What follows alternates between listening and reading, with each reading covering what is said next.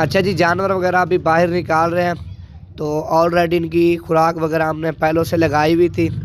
तो अभी बकरे खुराक खा रहे हैं सारे। 14 पीस है मेरा भी माशाल्लाह, बड़े प्यारे बकरे हैं मेरा भी। 7-8 महीने इनकी एज है, बड़ी ज़बरदस्त लाड है।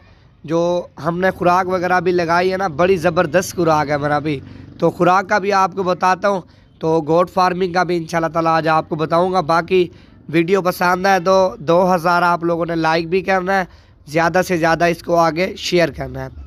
तो ये बेर है मेरा भी। जिस तरह देसी खुराक के ऊपर एक बकरा वज़न करता है तो 4 मन 5 मन वज़न निकालता है, तो सेम मेरा भी ये देसी खुराक से भी बढ़कर है बेर है।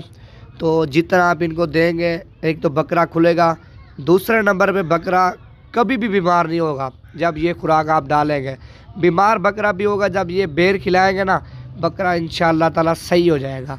14 बकरा मेरा भी माशाल्लाह ज़बरदस्त लाड है। अगर जितना ये वाली लाड आपको चाहिए, जितना जल्दी रब्ता करेंगे ये वाली लाड आपको मिल जाएगी। बाकी लेट रब्ता करेंगे सॉरी फिर सेल हो जाएंगे। ऑलरेडी और भी खड़े हुए हैं, तो मज़ीद मालूमात